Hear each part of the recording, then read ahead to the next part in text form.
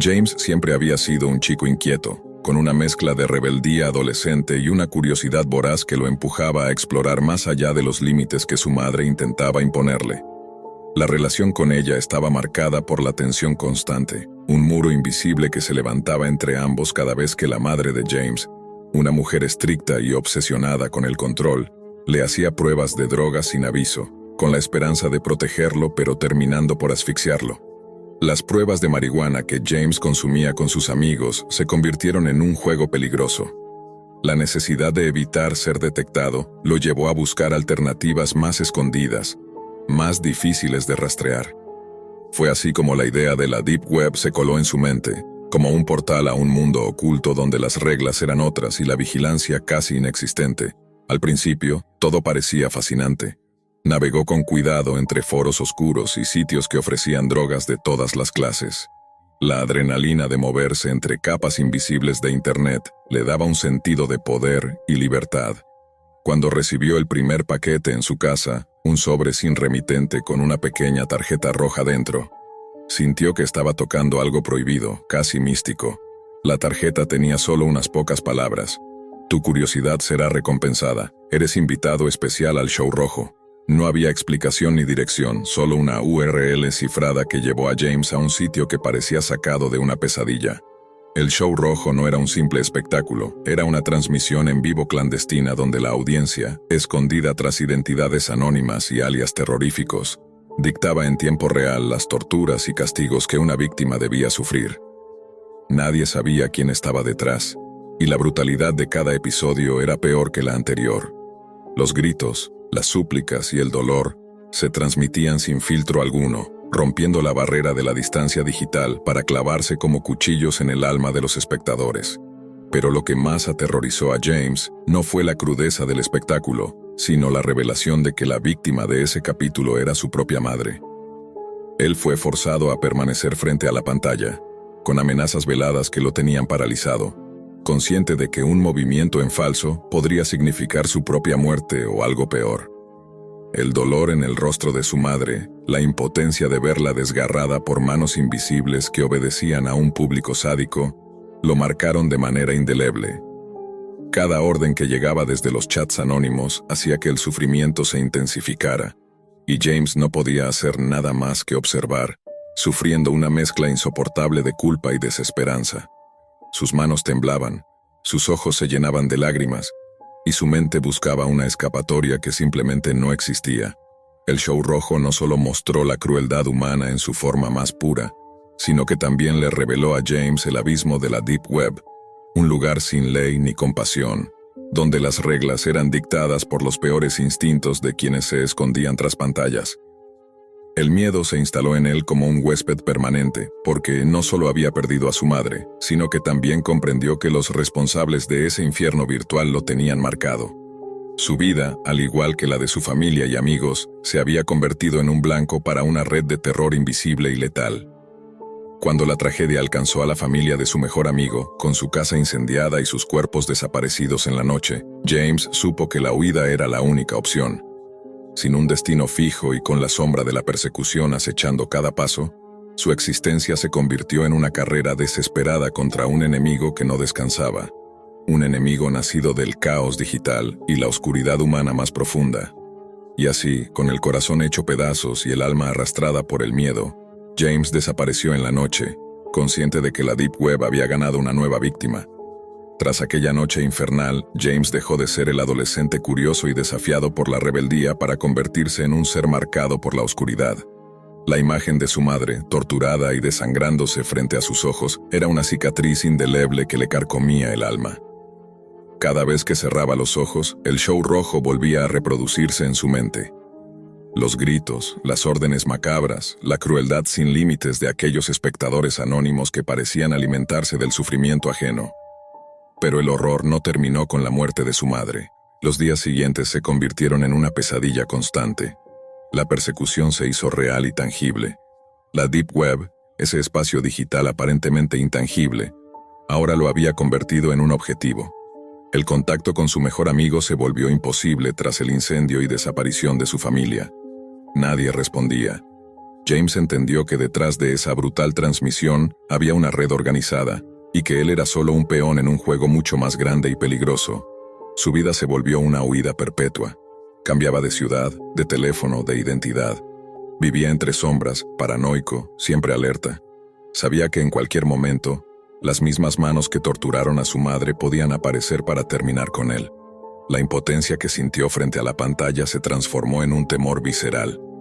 Un miedo que lo paralizaba y a la vez lo mantenía en movimiento. La Deep Web ya no era un lugar de curiosidades, sino un abismo sin fondo del cual era imposible escapar. En ese vacío de miedo y soledad, James encontró un extraño tipo de fuerza. No para vengarse ni para enfrentarse a sus perseguidores, porque sabía que sería inútil, sino para sobrevivir, para mantener viva la memoria de su madre y de la familia de su amigo. Sabía que contar su historia era peligroso, que cualquier divulgación podía atraer la atención de aquellos seres sin rostro. Sin embargo, decidió que al menos su verdad no quedaría enterrada en el silencio. El show rojo había dejado una marca indeleble en la historia de James y en la historia de la Deep Web, una advertencia brutal sobre los límites a los que puede llegar el horror cuando la humanidad se esconde detrás del anonimato digital. La historia de un joven que, por buscar una vía para evadir la vigilancia, terminó siendo testigo y víctima de la crueldad más absoluta. Un recordatorio de que en las sombras de Internet, no todo es misterio o aventura, sino a menudo un pozo oscuro donde la maldad se desborda sin freno. Y aunque James huyera, aunque cambiara de rostro y de lugar, la amenaza permanecía, siempre acechando, siempre lista para devorar a la próxima alma incauta que se atreviera a mirar demasiado cerca el show rojo. Lucas era un joven común con una curiosidad desmedida, influenciado por los miles de videos virales en YouTube, donde la gente compraba mystery boxes de la Deep Web, esperando sorpresas increíbles. La promesa de un iPhone, gadgets exclusivos o productos imposibles de conseguir en la vida real, lo convenció a gastar lo poco que tenía en una de esas cajas misteriosas. Para él, era una aventura virtual que podía convertirse en su historia favorita para contar. No imaginaba lo que estaba a punto de descubrir. Cuando llegó el paquete, la caja era más pequeña y más pesada de lo esperado. Su superficie estaba desgastada, con señales de haber sido manipulada muchas veces. Abrió con emoción contenida, pero lo que encontró dentro no era lo que su mente había imaginado. En vez de productos tecnológicos o regalos extravagantes, había balas usadas y oxidadas, cuchillos con manchas que parecían sangre seca, mechones de cabello humano cuidadosamente enrollados, y lo más aterrador, un pequeño feto conservado en una bolsa transparente llena de un líquido turbio que le heló la sangre. El horror lo paralizó. La caja no solo contenía objetos, sino la evidencia palpable de crímenes y horrores que parecían sacados de una pesadilla. La curiosidad se transformó en miedo, y la emoción en terror puro. Lucas supo que había cruzado un límite invisible entre la aventura y la realidad macabra que esconde la Deep Web. Sin saber qué hacer, tomó fotografías del contenido y decidió entregar la caja a la policía. Pero la investigación avanzó lentamente. Casi parecía que nadie quería realmente profundizar en el asunto. Los oficiales mostraban una mezcla de escepticismo y nerviosismo. A medida que pasaban los días, Lucas comenzó a sentir que estaba siendo vigilado. La paranoia se instaló en su mente con fuerza. ¿Y si quienes enviaron la caja sabían que la había entregado? ¿Y si ahora estaba en peligro? Su vida se volvió una cadena de miedos y sombras. Cada ruido en la noche, cada mirada sospechosa, alimentaban su ansiedad.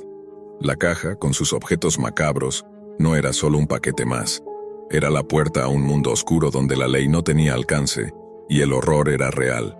Y mientras la policía seguía sin respuestas, Lucas sabía que su vida jamás volvería a ser la misma. Desde el día que Lucas recibió aquella caja, su mundo comenzó a desmoronarse lentamente, como si una sombra invisible hubiera entrado en su vida y se hubiera instalado para no irse. No fue solo el horror inicial al descubrir lo que había dentro. Fue la sensación constante de que alguien más estaba observándolo, vigilando sus movimientos, controlando cada paso que daba. La paranoia empezó a corroer su mente, transformando incluso las situaciones cotidianas en momentos de ansiedad extrema. Cada vez que sonaba el teléfono, su corazón se aceleraba. Cada vez que alguien tocaba a su puerta, Temblaba sin poder evitarlo. Incluso cuando estaba solo en su habitación sentía como si los ojos de aquella caja, aunque vacía, lo siguieran y juzgaran. Intentó hablar con amigos y familiares, pero pronto se dio cuenta de que nadie podía comprender lo que realmente estaba viviendo. Los videos virales y las historias de la Deep Web parecían juegos comparados con su experiencia real. La policía, aunque tomó la caja, parecía renuente a investigar a fondo.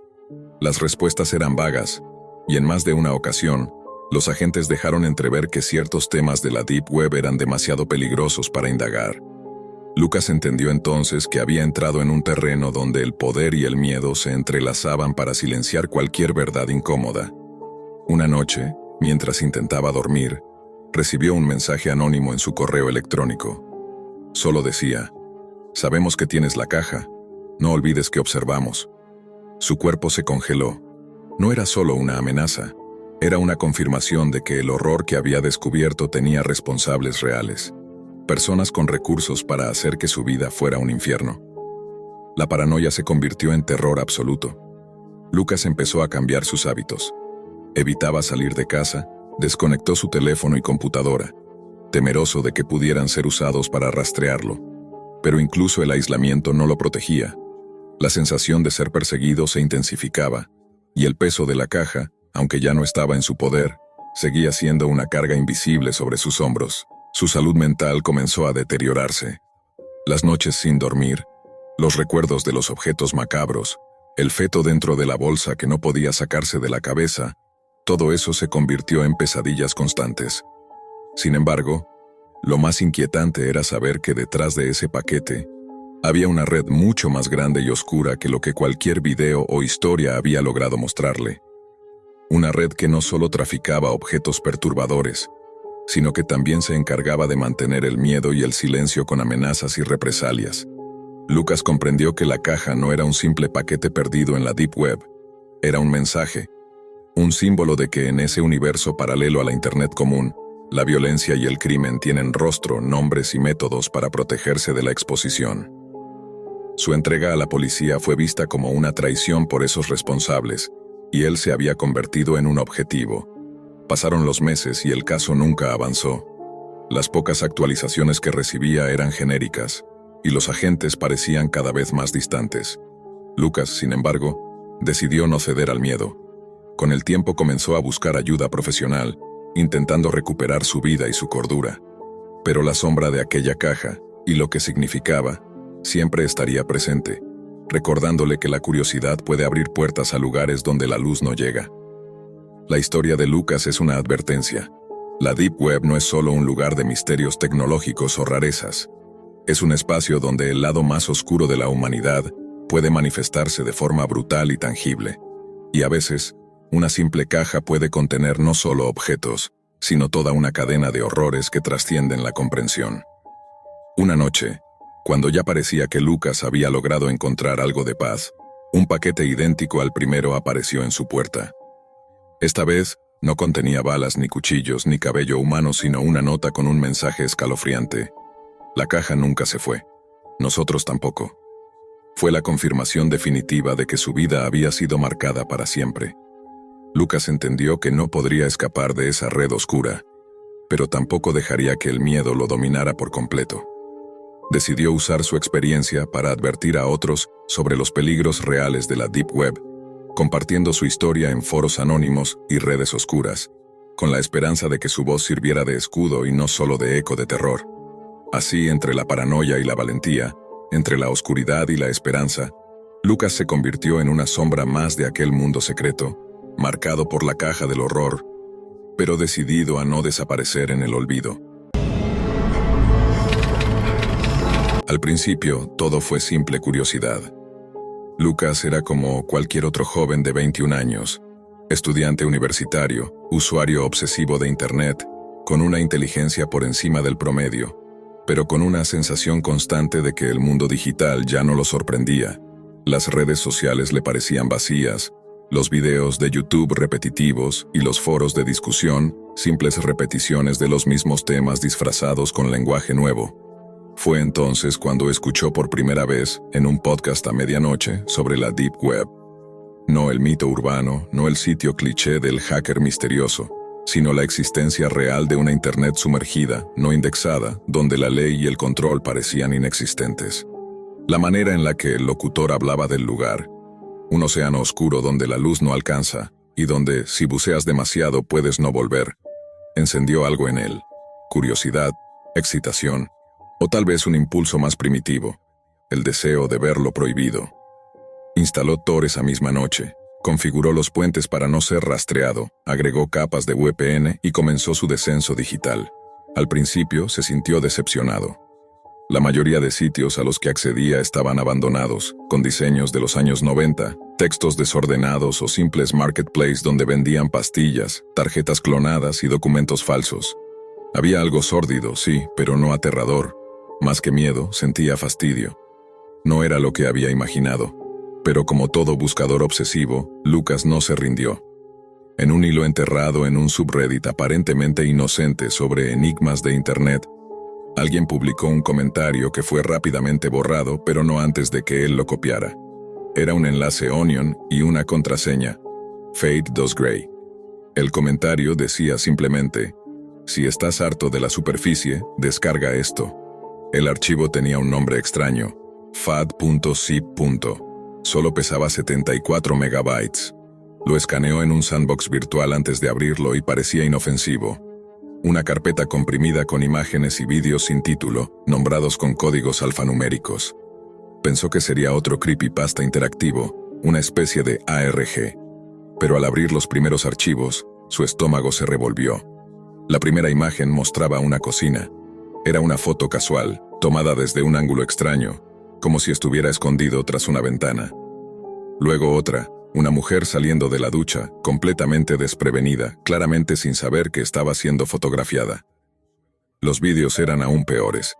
Uno mostraba a un hombre mayor desayunando mientras, en segundo plano, se veía claramente una figura desenfocada grabándolo desde una esquina. Otro era una grabación de seguridad de un pasillo, aparentemente normal, hasta que en el minuto 5 alguien comienza a acechar a una mujer que no parece advertirlo. Lucas sintió náuseas. Cerró la carpeta, apagó el monitor, se lavó la cara. Pero algo dentro de él, una mezcla de morbo y miedo, lo impulsó a volver. Y ahí estaba el vídeo que lo rompió. En él se veía un aula universitaria, con estudiantes tomando apuntes. Nada raro, salvo que estaba grabado desde el interior, como si la cámara estuviera oculta en una mochila. De fondo, entre los asistentes, estaba él, su rostro, su camisa azul con las letras de la facultad. Estaba sentado a 2 filas del lente. Miró al monitor congelado por minutos, paralizado. Su respiración se aceleró. Sus dedos temblaban. Esa grabación no era antigua. Era de esa semana. Ese mismo lunes. Recordaba la clase, incluso al profesor tartamudeando con las diapositivas. ¿Cómo? ¿Quién? Corrió las cámaras de seguridad en su mente. Nunca notó nada raro. ¿Fue uno de sus compañeros? ¿Quién estaba filmando? ¿Por qué él? Apagó la computadora y se encerró en su cuarto. Su paranoia comenzó a escalar. Durante días no encendió Tor. Revisaba compulsivamente las rendijas de su habitación, la cerradura, el micro del móvil. Se sentía observado, como si hubiera abierto una puerta que no debía, y ahora alguien lo estaba vigilando. Contó todo a Samuel, su mejor amigo. Al principio, Sam se rió. Pensó que Lucas estaba exagerando, que era un vídeo cualquiera, que alguien más lo subió sin mala intención. Pero cuando Lucas le mostró el archivo fat.zip, Sam se quedó en silencio. Esto no es solo voyerismo, dijo finalmente. Es como si alguien estuviera recolectando todo este material para un público, no uno casual, uno que paga. Lucas frunció el ceño. Piénsalo, continuó Sam. Hay patrones. En los vídeos siempre hay un punto de entrada y uno de escape. Se nota que están editados, algunos incluso tienen efectos de cámara lenta, acercamientos. Eso no lo hace un enfermo solitario. Esto es contenido, de pago, una especie de Netflix clandestino para sociópatas. La idea lo golpeó como un martillo. Si había una red, entonces él no era solo una víctima. Era un archivo, un producto. Los días siguientes fueron una espiral. Lucas intentó borrar todo rastro. Desinstaló Tor, eliminó las carpetas, limpió su PC. Pero las cosas no mejoraron. Recibió un correo, sin asunto, sin remitente, solo con un archivo adjunto, otra imagen. Era él, durmiendo, tomada desde la ventana de su cuarto. Se sintió atrapado. Intentó denunciarlo a la policía, pero ¿cómo explicaría que descargó contenido ilegal? Que accedió a sitios prohibidos, que vio cosas? No había pruebas, solo miedo. El agente lo miró con escepticismo, tomó nota y le dijo que si volvía a recibir amenazas, lo reportara. Pero Lucas no necesitaba amenazas. Él ya sabía que lo estaban observando. Cada sombra era una posibilidad, cada reflejo una trampa. Vivía con las cortinas cerradas, la cámara del portátil cubierta, el móvil en modo avión. Comenzó a obsesionarse con su entorno. Notaba autos estacionados durante horas, ruidos sutiles en la noche, perfiles falsos siguiéndolo en redes. Sam intentaba calmarlo, pero incluso él empezó a dudar. Las paranoias se volvían reales, porque algunas se confirmaban. Una noche, de puro impulso, Lucas volvió a usar Tor. No por curiosidad esta vez, sino por desesperación. Quería respuestas. Volvió a buscar el sitio de donde venía el archivo, pero ya no existía. Los foros hablaban de el bucle, un término para describir la etapa en la que un usuario ya no busca contenido, sino que es parte del contenido. Una especie de ritual digital en el que el observador se convierte en observado. No se sale del bucle, escribió un usuario anónimo. Solo se cambia de rol. Lucas comenzó a leer testimonios de otros. Historias similares. Estudiantes, oficinistas, amas de casa que habían visto su propia vida aparecer en videos extraños, aparentemente al azar. Una red de víctimas que no sabían si estaban locos, si eran parte de un experimento o de una red criminal invisible. Algunos hablaban de clientes, personas poderosas, millonarias, que pagaban sumas exorbitantes por ver sufrimiento real, violaciones de intimidad, asesinatos en directo. El horror ya no era solo el contenido, era la idea de que alguien, en alguna parte del mundo, estaba disfrutando de su miedo. Lucas se volvió insomne. Dormía con cuchillo en mano, instaló sensores de movimiento, cambió 3 veces de teléfono, pero nada era suficiente. Cada ruido lo sobresaltaba, cada rostro desconocido en la calle lo inquietaba. Soñaba con cámaras en sus ojos, con micrófonos en sus dientes. Soñaba con no despertar. La línea entre realidad y paranoia comenzó a disolverse. Una noche cualquiera, porque ya no distinguía las noches especiales de las comunes, Lucas recibió una videollamada desde un número oculto. No contestó. El teléfono vibró por varios segundos y luego se detuvo. Al revisar la galería de su móvil, notó que había una nueva carpeta, una que él no había creado. Live. Dentro solo había un archivo, un video. Duraba apenas 46 segundos. Lo reprodujo con las manos temblando. Era su rostro, captado desde fuera de su ventana, a oscuras, mientras él estaba frente a la computadora. Pero lo aterrador no era el contenido, era la fecha y hora incrustadas digitalmente en la esquina. La grabación había sido tomada exactamente 3 minutos antes de que él la recibiera. Era en tiempo real. Lucas corrió hacia la ventana y la abrió de golpe, iluminando la calle con la luz de su linterna. Nada, nadie. Solo el zumbido lejano de una motocicleta y el parpadeo de un farol defectuoso. La paranoia dejó de ser paranoia. Era certeza. Al día siguiente, Sam fue a visitarlo. Lo encontró ojeroso, demacrado, con las uñas comidas hasta la carne y la mirada extraviada. Hablaron poco. Sam intentó convencerlo de ir con su primo, un experto en ciberseguridad, para analizar la PC y rastrear de dónde venían los archivos. Pero Lucas se negó. No es la computadora, no es el archivo, soy yo, ya estoy dentro, ya me marcaron. ¿Quién te marcó? Lucas no respondió. Solo bajó la mirada y susurró. Los que miran. Sam lo dejó solo. No podía hacer más. Esa noche, Lucas se conectó de nuevo. No tenía plan, solo desesperación. En uno de los foros más escondidos, encontró una cadena con el símbolo de un ojo tachado. Lo había visto antes. Según algunos usuarios, era una especie de zona de observadores, un área donde se discutía sobre los streams. Uno de los mensajes decía: el próximo evento es en vivo, en 9 minutos.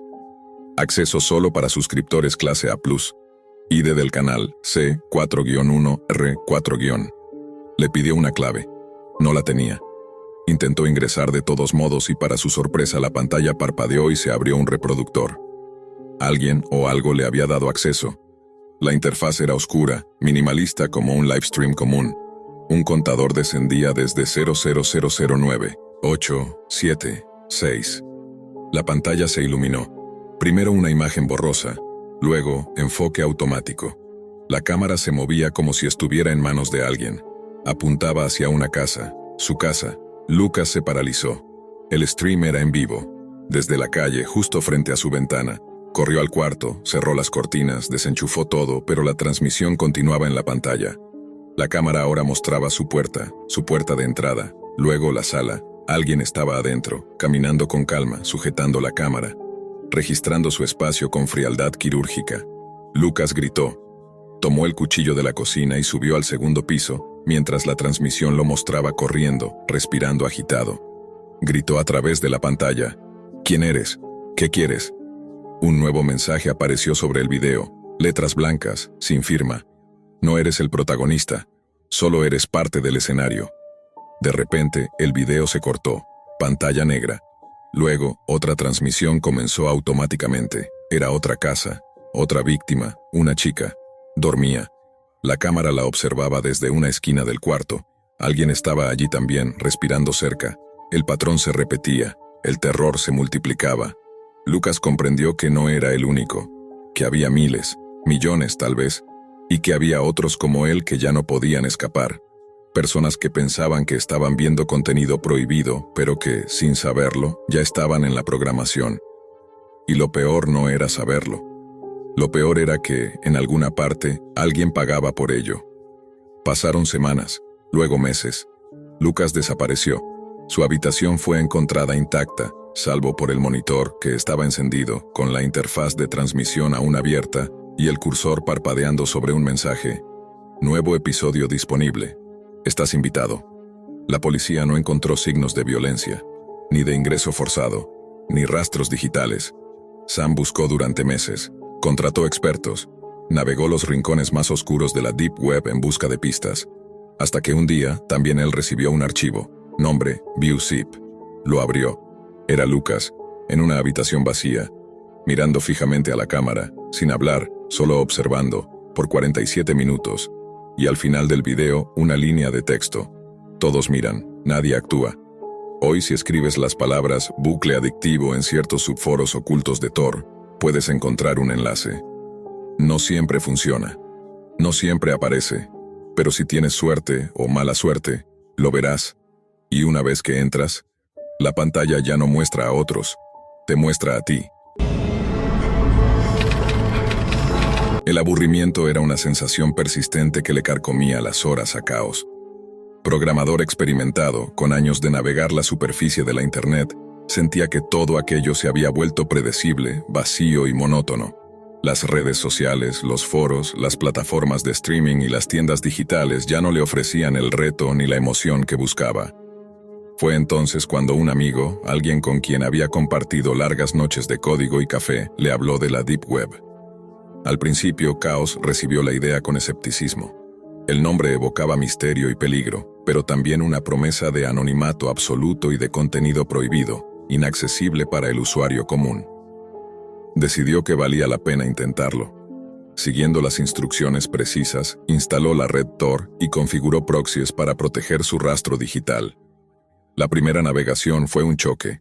Portales oscuros, con interfaces rudimentarias pero repletas de enlaces a mercados negros, foros clandestinos y sitios con una cantidad de información que parecía infinita y retorcida.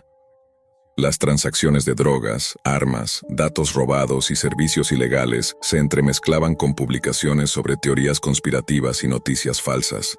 Sin embargo, lo que más llamó su atención fueron los espacios dedicados a rituales ocultos y violencia extrema, apartados sombríos donde el morbo parecía gobernar sin límites.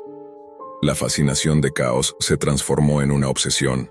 Cada día dedicaba más tiempo a navegar esas páginas ocultas, a veces solo para ver qué había más allá del siguiente enlace, a veces para participar en conversaciones anónimas donde los usuarios compartían desde videos hasta experiencias personales. Fue en uno de esos foros donde escuchó por primera vez sobre una transmisión en vivo organizada por un usuario llamado Seth. Los rumores decían que era un evento clandestino, reservado para miembros selectos, donde se mostraba algo extremo, inimaginable para la mayoría. El primer contacto con la transmisión fue a través de un enlace cifrado que un miembro del foro le envió con la advertencia de no compartirlo y de estar preparado para lo peor. Sin embargo, Caos, con una mezcla de emoción y temor, accedió. La pantalla cargó con lentitud y de repente apareció un escenario lúgubre, iluminado por luces tenues y parpadeantes. La calidad era mala, pero suficiente para distinguir figuras humanas, dos menores sujetos con cadenas y una figura sombría que se movía con rapidez. El chat en vivo estalló en mensajes frenéticos, de apoyo, de órdenes, de regocijo. Era un espectáculo de horror, donde el público dictaba cada acción del ejecutor, el llamado Admin 1, un sádico conocido en esos círculos como el dueño de la transmisión. La voz de Seth, clara y autoritaria, resonaba en el micrófono, dando instrucciones, insultando, animando a la violencia. Caos sentía un extraño frío recorriéndole el cuerpo, un escalofrío mezclado con una macabra fascinación. Mientras otros huían aterrados o denunciaban la barbarie, él se sumergía más en ese mundo oscuro, atrapado en la espiral de horror y curiosidad que lo alejaba de su humanidad. El tiempo perdió sentido. Las imágenes se mezclaban con los gritos y con los mensajes del chat que pedían nuevas torturas, nuevas formas de infligir dolor. La transmisión parecía no tener fin, como una pesadilla interminable que el protagonista no podía apagar. Pero entonces, algo inesperado sucedió. Entre los mensajes, apareció una invitación para unirse a un grupo privado llamado Familia. Curioso, y en un acto que parecía contradictorio incluso para él, Caos aceptó. El grupo era una comunidad cerrada, donde se compartían vídeos inéditos, se comentaban los detalles de la transmisión y se planificaban próximos eventos. Era un espacio donde lo aberrante no solo se toleraba, sino que se celebraba. Lo que al principio parecía un refugio para locos aislados, resultó ser un núcleo de manipulación social, donde la deshumanización se normalizaba y la empatía se volvía un estorbo. Las conversaciones dentro de Familia eran frías, calculadas. Se hablaba de objetivos, de usuarios que habían sido elegidos para colaborar activamente, y de nuevos reclutas que debían ser iniciados. Caos, pese a sí mismo, comenzó a adaptarse a ese ambiente, a adoptar el lenguaje y las actitudes de sus compañeros. Su moralidad se corroía, y aunque en su interior una parte resistía, otra más oscura empezaba a sentir placer en esa corrupción. Conforme pasaban las semanas, la dualidad de Caos se hacía cada vez más evidente. En el día, era un profesional respetado, reservado y silencioso. En la noche se transformaba en un miembro activo de Familia, participando en las transmisiones y en las decisiones que dictaban el sufrimiento ajeno. La línea entre lo real y lo virtual se difuminaba, y su vida cotidiana se veía invadida por esa sombra que crecía sin freno. Un día, en una charla privada dentro del grupo, Caos descubrió una verdad que le heló la sangre. Seth, el líder carismático y omnipresente de Familia, no era otro que su amigo de toda la vida, aquel con quien había compartido sueños y secretos antes de sumergirse en la superficialidad del mundo digital. El shock fue profundo. ¿Cómo podía alguien que conocía ser responsable de semejante monstruosidad? ¿Y cómo podía él, Caos, ser parte de eso sin cuestionarse hasta ese punto? La revelación agitó sus pensamientos, pero no logró sacarlo del abismo. En cambio, lo hundió más. Seth le explicó en una fría conversación cifrada que el poder de la Deep Web residía en esa capacidad de quebrar las barreras morales, de transformar a las personas en agentes de caos sin remordimientos ni límites. Que la familia no era solo un grupo, sino una ideología, un culto al horror y la dominación digital. Caos aceptó esa explicación, no por convencimiento, sino por resignación. La fascinación morbosa se había convertido en dependencia. El horror ya no le provocaba rechazo, sino una sensación de pertenencia. Ya no era un espectador ni un simple curioso, sino un cómplice activo, un engranaje más en la maquinaria del mal digital. A medida que la transmisión en vivo continuaba, con audiencias que crecían y con actos cada vez más atroces, la figura de Caos se diluía en ese mar de oscuridad. La Deep Web, con todo su misterio y peligro, Había logrado corromper a alguien que solo buscaba entretenerse y lo había convertido en parte de una familia que nada tenía de humana. La relación entre Chaos y Seth se fue haciendo cada vez más compleja. En la superficie seguían siendo amigos, intercambiando mensajes comunes, compartiendo risas superficiales en momentos que parecían pertenecer a otra vida. Pero bajo ese velo, una red más oscura crecía silenciosamente, tejida con secretos y un pacto tácito de silencio. Seth era un maestro en el arte de la manipulación. Sabía cómo atraer y retener a sus miembros con promesas de poder, anonimato absoluto y una pertenencia que el mundo real no podía ofrecer. Chaos, por su parte, comenzó a notar cambios en sí mismo que le resultaban difíciles de reconocer. La empatía que alguna vez tuvo se fue atrofiando, sustituida por una frialdad que le permitía ver a las víctimas en la transmisión como simples datos, meras estadísticas en un juego macabro. Su mente racional justificaba sus actos como una forma de exploración, como un estudio de la naturaleza humana bajo presión extrema, pero en el fondo, la verdad era más inquietante. Disfrutaba la sensación de control, de poder indirecto, de ser partícipe en un espectáculo que desafiaba toda moralidad. El grupo familia no solo era un espacio para compartir contenido, sino también un laboratorio social donde se experimentaba con límites éticos. Se organizaban eventos especiales donde se ponían a prueba la lealtad y la disposición de sus miembros a cruzar líneas que la sociedad consideraba sagradas. Chaos fue uno de los más activos en estas pruebas, siempre buscando impresionar a Seth y ganar un lugar más alto dentro de la jerarquía del grupo. Una noche, durante una de esas transmisiones, algo diferente ocurrió. La tortura y el sufrimiento parecían no ser suficientes para la audiencia, y Seth propuso algo aún más perturbador: permitir que los usuarios en el chat votaran no solo sobre el tipo de tortura, sino sobre el destino final de las víctimas. La decisión colectiva iba a ser el punto culminante del evento, un momento donde la humanidad se despojaba completamente y el poder recaía en una multitud anónima y sin rostro. Chaos observaba cómo los votos se acumulaban rápidamente, una lluvia de números que marcaban un destino irrevocable. El vértigo de formar parte de aquella elección le hizo sentir una mezcla de euforia y desesperación. Era consciente de que aquello no era un juego, que estaba decidiendo la vida o muerte de personas inocentes, pero la desconexión emocional le impedía detenerse. La presión del grupo y su propia adicción al ambiente tóxico le empujaban hacia adelante, cada vez más profundo. En paralelo a esta vorágine digital, su vida real empezaba a sufrir las consecuencias. La obsesión le alejaba de sus relaciones personales, descuidaba su trabajo y su salud. Se volvió más solitario, encerrado en una burbuja de oscuridad y secretos. Sin embargo, cada vez que sentía un atisbo de culpa o rechazo, la respuesta de Seth era clara y contundente: la humanidad es débil, y solo aquellos dispuestos a abrazar la oscuridad pueden alcanzar el verdadero poder. En uno de los momentos más críticos, Chaos decidió confrontar a Seth en privado, buscando entender hasta dónde podía llegar esa espiral sin fondo. La conversación fue un choque brutal de ideales y emociones. Seth le confesó que la Deep Web era un espejo deformado de la sociedad, un lugar donde las máscaras caían y la verdadera naturaleza humana se revelaba en su forma más cruda, que la transmisión en vivo no era solo un espectáculo de violencia, sino un experimento social para estudiar el comportamiento en masa, para moldear y controlar las emociones de los espectadores. Chaos sintió que sus convicciones se rompían en 1000 pedazos. Su amigo, el mismo que creía conocer, se había transformado en una figura casi omnipotente, un titiritero que movía los hilos desde la sombra. Pero más aterrador aún fue darse cuenta de que él mismo había dejado de ser un espectador inocente para convertirse en un colaborador indispensable. El tiempo siguió pasando y la red de familia creció. Nuevos miembros llegaban, atraídos por la promesa de anonimato y poder. Las transmisiones se volvían más frecuentes y audaces, desafiando incluso las capacidades técnicas de la Deep Web para mantenerse ocultas.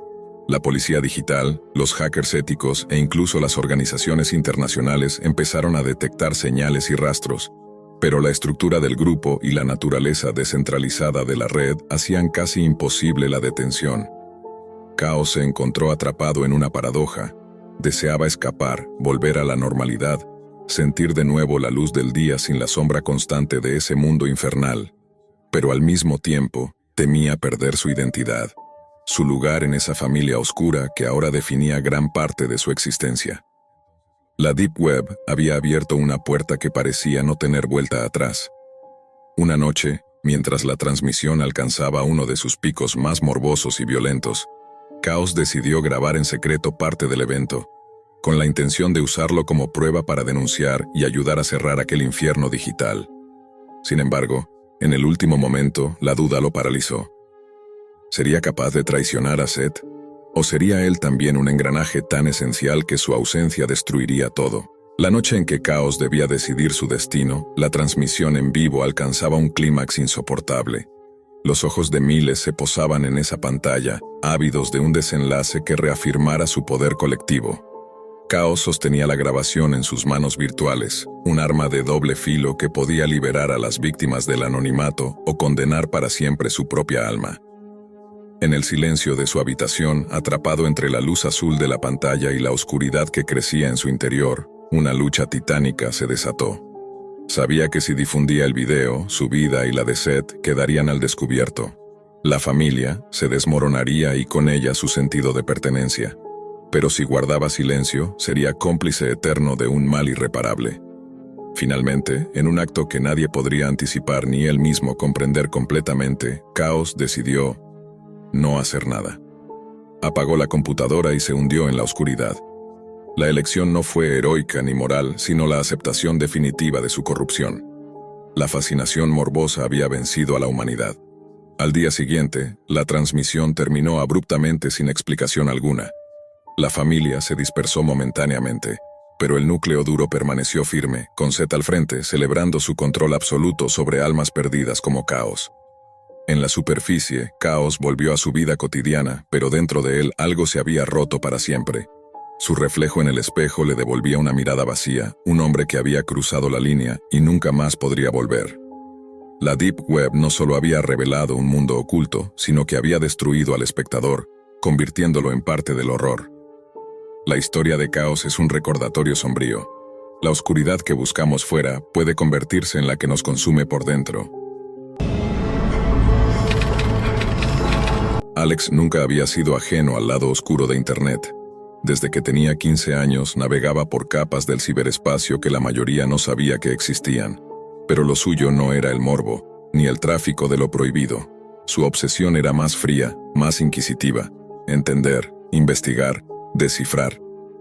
Por eso, junto a 3 amigos de facultad, Natalie, Héctor y Simón, formaron un grupo llamado Los Detectives del Darknet. Al principio era un juego de curiosidad, foros anónimos, redes ocultas, documentos filtrados. Luego vino la búsqueda de patrones, conexiones entre desapariciones que nunca llegaban a los medios, perfiles anónimos que se borraban justo antes de que alguien preguntara. Pero todo cambió el día que Héctor encontró el hilo. El abismo, lo llamaban. Un sitio imposible de ubicar sin una secuencia precisa de comandos, accesible solo mediante una clave rotatoria que cambiaba cada 3 días y se compartía mediante acertijos escondidos en foros de criptografía extrema. Nadie sabía qué era, solo que quienes entraban no volvían a postear jamás. Fue Natalie quien encontró el primer acertijo. En la sala de espejos, el reflejo que no ves es el que te observa. Contesta al enigma, que camina en la sombra y deja huella en la luz. Tras 3 días sin dormir, lo resolvieron. La conciencia. Eso les dio acceso a un simple archivo .onion con el logo de una marioneta colgando de hilos invisibles. El nombre, el titiritero. Al principio parecía una RPG, un juego de realidad alternativa. Videos con secuencias numéricas, voces distorsionadas leyendo poemas crípticos, imágenes subliminales de máscaras antiguas. Pero lo más inquietante eran los datos personales que empezaban a filtrarse entre los acertijos. Imágenes de Alex caminando hacia su casa desde una toma elevada, capturas de pantalla de chats privados, grabaciones desde dentro de su propia habitación. «Nos están mirando», dijo Simón, casi sin voz. Nadie lo contradijo. Decidieron seguir adelante. ¿Por qué? Nadie lo supo explicar del todo. Obsesión, tal vez. Egos. O la idea de que, si lo abandonaban, el miedo no desaparecería, porque algo ya los había tocado. El segundo nivel del sitio reveló las reglas. 1. No hables del juego fuera del juego. 2. No trates de salir hasta resolverlo. Tercero, cada respuesta tiene un precio. El precio se hizo evidente con la primera desaparición. Simón no llegó a la reunión pactada. Su teléfono, apagado. Su cuenta, borrada. En su lugar, un nuevo acertijo apareció en la página. Tu primer peón ha caído. El reloj sigue. ¿Cuántos más están dispuestos a jugar? Natalie quería salirse. Alex no se lo permitía. Héctor ya no dormía, convencido de que si se detenían, ellos serían los siguientes. Empezaron a recibir paquetes. Primero, una caja pequeña con un solo objeto, una marioneta de madera con la cara de Simón. Luego, una nota escrita a mano. Tus hilos están en mis dedos. Rastrearon la IP. Nada. Falsificada. El rastro del sitio saltaba de Tailandia a Rusia, de Islandia a algún nodo abandonado en Brasil. Imposible de rastrear. Todo estaba orquestado. Todo, desde el principio. Fue Héctor quien encontró la dirección. Un viejo almacén en las afueras, marcado por una coordenada oculta dentro de una imagen encriptada. Un truco llamado esteganografía. Decidieron ir. A esas alturas la paranoia los había despojado de la razón. Era ir o seguir esperando en la oscuridad. La entrada al almacén era como entrar en una pesadilla coreografiada. Una cámara de seguridad los saludó con una voz metálica. Bienvenidos, jugadores. Solo uno podrá ganar. Los demás solo sirven de espectáculo. Dentro, encontraron un laberinto de salas, todas adornadas con pantallas que reproducían videos de ellos mismos en distintos momentos. Alex acariciando su gato, Natalie comiendo sola en su cocina, Héctor llorando frente a su pantalla, en la madrugada. Cada sala tenía un acertijo, cada error un castigo. Electricidad, ruidos agudos, cerraduras que sellaban temporalmente la puerta. Y luego, la sala de los monitores. Ahí estaba Simón, atado, con electrodos conectados a su cráneo. Su cuerpo inmóvil pero con los ojos abiertos. Alex gritó, corrió, pero al llegar a él, la pantalla cambió.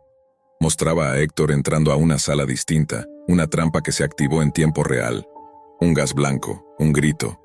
Silencio. El titiritero hablaba por los parlantes. No es un juego si no hay consecuencias, no es un espectáculo si no hay sacrificio, no es arte si no hay dolor. Alex logró arrastrar a Natalie fuera del almacén. Llamaron a la policía. Mostraron los videos, los mensajes, las grabaciones. Una fuerza federal intervino, clausuró el lugar. Encontraron restos humanos, dispositivos con grabaciones de años, datos de miles de personas y una cámara de tortura diseñada para transmisión en vivo. El titiritero había desaparecido, dejando una única nota en el servidor. El titiritero solo corta los hilos cuando las marionetas dejan de moverse.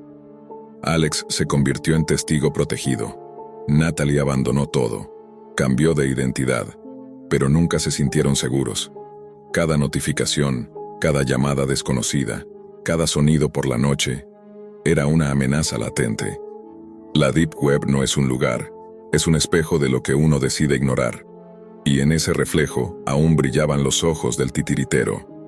Alex intentó seguir con su vida, después del allanamiento al almacén, de las declaraciones interminables, de los psicólogos del gobierno y las entrevistas con investigadores que no querían escuchar lo que realmente había pasado. El mundo pareció detenerse, pero solo en la superficie. Vivía en un apartamento vigilado, con cámaras dentro y fuera, sin acceso a internet más allá de lo absolutamente necesario. Le dieron un celular sin cámara ni GPS, un portátil blindado con un sistema cerrado y una rutina de seguridad que incluía revisar los espejos por la noche, evitar hablar con extraños y nunca, jamás, volver a buscar el abismo. Pero era imposible olvidarlo. Natalie había huido al norte con otro nombre y otra historia. Cambió su rostro con cirugía menor. Le envió un único mensaje cifrado antes de desaparecer por completo. No nos están dejando atrás, solo están esperando a que dejemos de mirar. Simón, o lo que quedaba de él, nunca despertó. Los médicos decían que había sufrido daño cerebral por hipoxia. Pero Alex recordaba sus ojos. Cómo parpadearon justo antes de escapar. Cómo lo miraban, como si quisieran hablarle, suplicarle. Y aún hoy en sus sueños, lo veía ahí, amarrado, observando. Los detectives del Darknet ya no existían. Su foro había sido eliminado de raíz. Las cuentas purgadas, la historia enterrada bajo el Código de Silencio Federal. Oficialmente nada había ocurrido. Oficialmente los chicos desaparecidos no tenían relación alguna con redes ocultas ni con un sitio llamado El Abismo. Pero la verdad seguía resonando. 3 meses después, Alex recibió una caja, pequeña, sin remitente, entregada a mano. Dentro, una marioneta nueva, esta vez con su cara, su ropa, el cabello recortado igual que el suyo, y pegada al pecho, una nota escrita con letra infantil. «Felicidades, terminaste el juego, bienvenido al otro lado». Ese fue el momento exacto en que comprendió que jamás había escapado, que lo del almacén había sido una etapa, una pantalla, parte de algo más grande. Días después, el sistema de su computadora emitió una notificación, algo que no debía ser posible. El fondo de pantalla cambió por sí solo. Una cámara de vigilancia mostrando su sala en tiempo real. Luego, un nuevo mensaje. El titiritero no fue uno. Nunca lo fue. Tú, Alex, ya formas parte del espectáculo. El terror no era una figura. Era una red. Una red con múltiples nodos. Cientos, miles de titiriteros. Algunos solo observaban. Otros diseñaban acertijos. Algunos cazaban.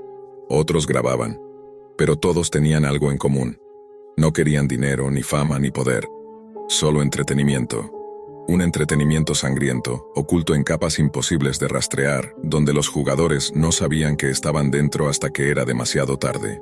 Alex comenzó a encontrar patrones, nombres escondidos en metadatos, referencias cruzadas entre redes privadas. El juego seguía, ahora más sutil, más limpio, aún más peligroso. Intentó advertir a los medios. Nadie lo creyó. Intentó subir pruebas. La red se lo impedía. Todo lo que compartía era bloqueado o distorsionado o desaparecía segundos después. Hasta que una noche escuchó el timbre. 3 veces. Exactas. Abrió. Nadie. Solo una caja. Un nuevo muñeco. Natalie. El rostro más pálido, los ojos más grandes y un mensaje. Sabías que nunca podías detenerte. Gracias por seguir jugando. Tu siguiente pista está en el espejo. Giró. En su sala, el espejo del pasillo estaba cubierto con un velo negro. Nunca lo había visto así. Lo retiró. Y entonces lo entendió. Detrás del espejo, había una cámara. No una cualquiera. Una instalada desde antes. Desde mucho antes. Antes incluso de descubrir el abismo.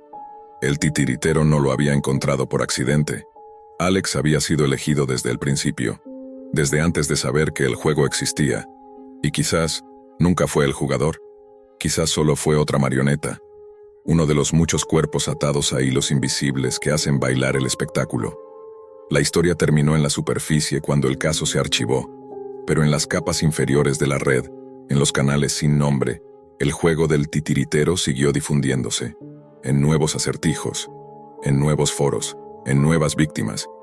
Y tú que has llegado hasta aquí, que has leído esto, que conoces los detalles, ya estás dentro también.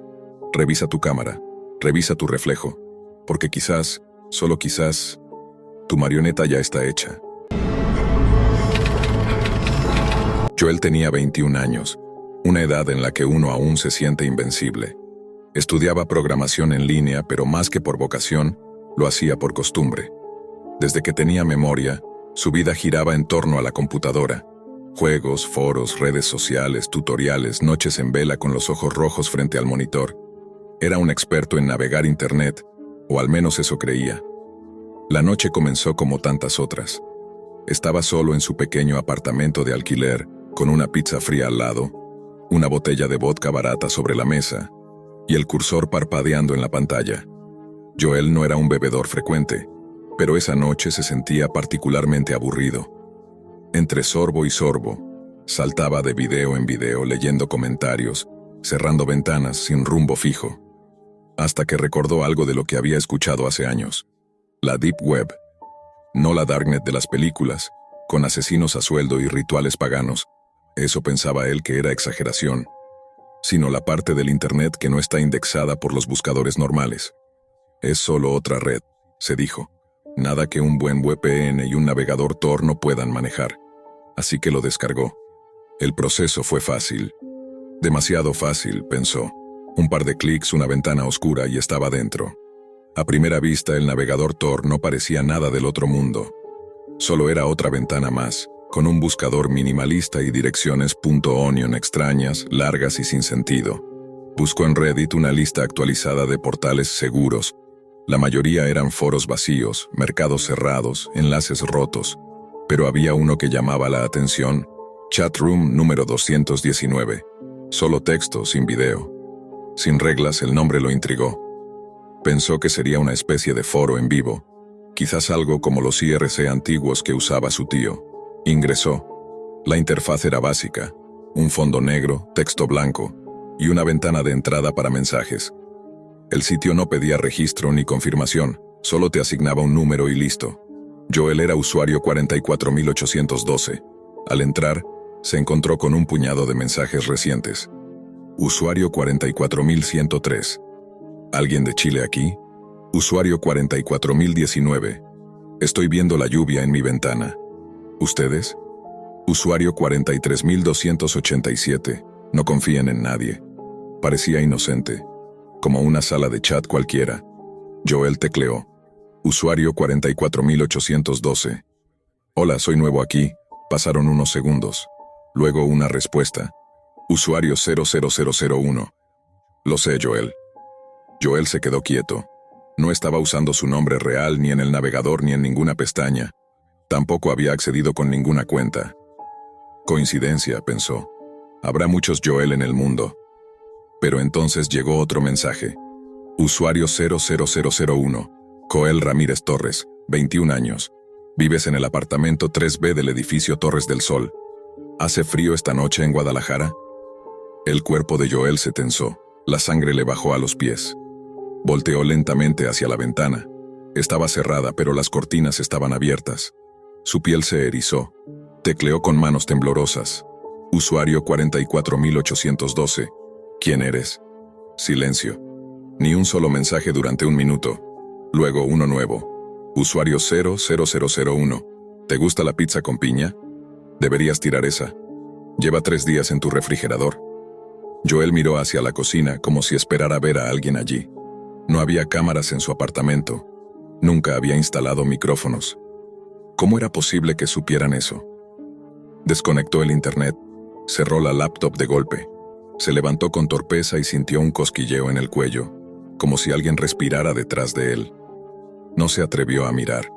Después de 10 minutos en completo silencio, volvió a encender la computadora. El navegador Tor se había cerrado. Revisó si había alguna aplicación ejecutándose en segundo plano. Nada. Escaneó su red. Ningún dispositivo extraño conectado. Aún así su instinto gritaba: «Huye». Tomó su teléfono y llamó a su hermana. ¿Puedo irme a vivir contigo por unos días? Ella no hizo preguntas. Joel hizo la maleta en media hora.